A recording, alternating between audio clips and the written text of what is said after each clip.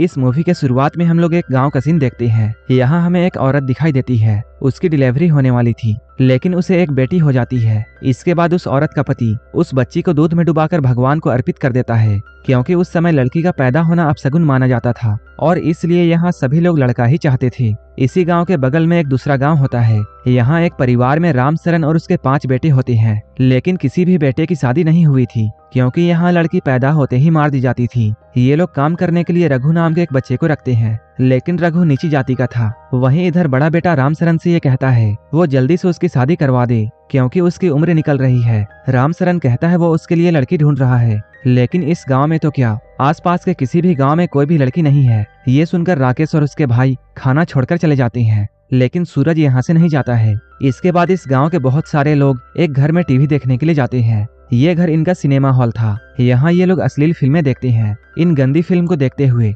यहाँ के बूढ़े लोग रोने लगते हैं, क्योंकि आज तक भी उनकी शादी नहीं हुई थी। इस फिल्म को देखने के बाद राकेश के अंदर हवस जाग जाता है और वो बाहर निकलकर जानवर के साथ अपनी प्यास बुझाता है। अगले ही दिन रामशरण पंडित को बुलाकर ये कहता है वो उसके बेटों के लिए कहीं से भी लड़की का इंतजाम करे और वो इसके लिए लाखों रुपए देने के लिए तैयार है। ये सुनते ही पंडित अपने काम में लग जाता है। हम लोग देखते हैं राकेश एक टीचर है। यहाँ स्कूल में पप्पू नाम का टीचर राकेश से ये कहता है कि उसकी शादी होने वाली है और उसे भी उसकी शादी में आना है। ये सुनकर राकेश को बहुत जलन होती है और वो गुस्से में एक बच्चे को पीटता है। इसके बाद हम लोग देखते हैं पप्पू की शादी हो रही है। पप्पू का पिता लड़की के पिता को 5 लाख रुपए और 2 गायें देता है। इसके बाद वो दोनों शादी के लिए मंडप में आते हैं, लेकिन तभी पंडित दुल्हन बनी हुई लड़की का पजामा खींच देता है। तभी सभी लोग ये देखते हैं वो दुल्हन कोई लड़की नहीं बल्कि एक लड़का है। यहाँ लोग पैसों के लिए लड़का को लड़की बनाकर शादी करवा देते हैं और बाद में ये लोग पैसे लेकर भाग जाते थे। इसी तरह ये लोग भी यहाँ से भाग जाते हैं। एक दिन पंडित किसी काम की वजह से दूसरे गांव में जाता है और रात होने की वजह से वहीं पर रुक जाता है। सुबह जब वो शौच के लिए नदी के पास जाता है, तभी उसे किसी लड़की की गुनगुनाने की आवाज सुनाई देती है। पंडित जब जाकर देखता है तब वहाँ एक सुंदर लड़की होती है। पंडित को देखते ही वो लड़की अपने घर में भाग जाती है। पंडित भी पीछा करते हुए उसके घर तक पहुंच जाता है। यहाँ वो लड़की के पिता प्रताप से मिलता है। प्रताप यहाँ पंडित से ये कहता है अगर गांव वालों को उसकी बेटी के बारे में पता चल जाता तब वो लोग उसकी बेटी को भेड़ियों की तरह नोचकर खा जाते, इसलिए वो गांव से दूर इस जंगल में रहता है। उसकी बातों को सुनने के बाद पंडित उसे अपनी बेटी की शादी रामशरण के घर में करने के लिए कहता है और वो उसे 1 लाख रुपए देने की भी बात कहता है। ये सुनकर प्रताप मान जाता है। इसके बाद पंडित दौड़ा दौड़ा रामशरण के पास जाता है। वो रामशरण और सूरज को लेकर प्रताप के घर में आता है। यहाँ प्रताप राकेश की फोटो देखता है। इस फोटो को देखने के बाद प्रताप इन लोगों से ये कहता है वो अपनी बेटी की शादी राकेश से नहीं बल्कि सूरज से करेगा, क्योंकि सूरज देखने में एक संस्कारी लड़का लगता है। ये सुनकर रामशरण जाने लगता है, लेकिन फिर वो जाते हुए ये सोचता है कल्कि की शादी सूरज से ही करने में भलाई है, क्योंकि सूरज उसकी सारी बातों को मानता है। इसके बाद हम लोग ये देखते हैं रामशरण प्रताप को 5 लाख रुपए और 5 गायें देता है और कल्कि की शादी अपने 5 बेटों से कर देता है। इसके बाद ये लोग कल्कि को लेकर घर में आते हैं। घर आकर राकेश सभी से ये कहता है कल्कि के साथ सबसे पहले सुहाग रात वही मनाएगा, क्योंकि वो 5 में सबसे बड़ा भाई है। ये सुनकर रामशरण इन सभी से ये कहता है नालायकों, तुमने अपने बाप के बारे में भी नहीं सोचा। तुम्हारी माँ के गुजर जाने के बाद मैंने अपनी जिंदगी कैसे काटी ये तो बस मैं ही जानता हूँ, इसलिए कल्कि के पास सबसे पहले मैं ही जाऊंगा। इसके बाद रामशरण कल्कि के पास में जाता है और उसके साथ सुहागरात मनाता है। रात के गुजर जाने के बाद कल्कि को यह मालूम चलता है रात में उसका पति नहीं बल्कि उसका ससुर आया था।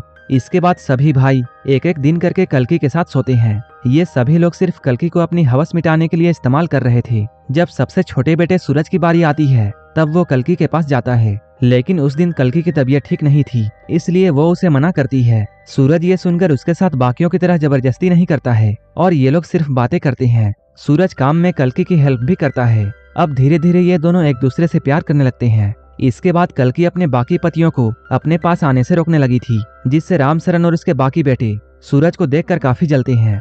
ये लोग ऐसा सोचते हैं सूरज ने ही उनका काम खराब किया है। अपनी हवस मिटाने के लिए ये लोग इतना नीचे गिर जाते हैं जितना कि कोई सोच नहीं सकता है। एक दिन ये चारों भाई मिलकर सूरज को जान से मार देते हैं और अब कल्कि बिल्कुल अकेली हो चुकी थी। इसके बाद रामशरण और उसके 4 बेटे कल्कि के साथ में दिन में कई बार जबरदस्ती किया करते थे, लेकिन कल्कि चाह कर भी कुछ भी नहीं कर सकती थी। एक दिन वो रघु के हाथों अपने पिता को एक चिट्ठी भेजती है, जिसके बाद अगले ही दिन प्रताप यहाँ आता है। यहाँ रामशरण प्रताप को 1 लाख रुपए और देता है, क्योंकि वो भी बिना बताए कल्कि के साथ में सो रहा था। अपने बाप के पैसों के लालच के बाद भी कल्कि उसका पैर छूती है। कुछ ही देर बाद प्रताप यहाँ से चला जाता है। भले ही प्रताप अपनी बेटी को इन भेड़ियों से नहीं बचा पाया और वो कल्कि को इनके बीच में छोड़कर चला गया, लेकिन इधर कल्कि अपने पिता को खुश देखना चाहती है। प्रताप के जाने के बाद राकेश और उसके भाई कल्कि को बहुत मारते हैं। ये लोग कहते हैं तुम्हारी वजह से तुम्हारा बाप यहाँ आया और हमें उसे 1 लाख रुपए देने पड़े। मार खाने के बाद कल्कि रघु से ये कहती है उसे इस जगह से आजाद होना है और वो यहाँ से आजाद होने के लिए रघु की हेल्प चाहती है। अगले ही दिन रघु कल्कि को लेकर यहाँ से भागने लगता है, लेकिन रास्ते में ही राकेश और उसके भाई इन दोनों को पकड़ लेते हैं और ये लोग यहीं पर रघु को मार देते हैं। इसके बाद ये लोग कल्कि को घर ले जाते हैं और उसे गाय वाले घर में बांध देते हैं। इधर जब रघु के घर वालों को ये मालूम चलता है रामसरन और उसके बेटों ने ही रघु को मारा है, तब ये लोग बदला लेने के लिए यहाँ आते हैं। जब रघु का चाचा यहाँ कल्कि को बंधा हुआ देखता है तब वो कहता है तुम्हारी वजह से ही ये सब हुआ है। इसके बाद वो भी कल्कि के साथ जबरदस्ती करता है। इसके बाद वो अपने बिरादरी के लोगों के पास जाता है और वो उन सभी को ये भड़काते हुए कहता है बड़ी जात के लोगों ने हमारे छोटे से बच्चे को मार दिया। अब ऐसे ही कई दिन बीत जाते हैं। कल्कि अब प्रेग्नेंट हो चुकी थी। इसके बाद रामसरन उसे वापस अपने घर में रख लेता है, लेकिन यहाँ पर सभी लोग कंफ्यूज थे कि उस बच्चे का बाप कौन है। यहाँ रामसरन सभी से ये कहता है सबसे पहले उसी ने कल्कि के साथ कांड किया था, इसलिए ये बच्चा उसी का है।